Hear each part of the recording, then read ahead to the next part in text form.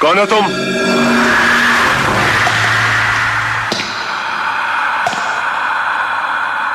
रिश्ते में तो हम तुम्हारे बाप होते हैं, नाम है शहंशाह। जानते हो तुम किससे बात कर रहे हो?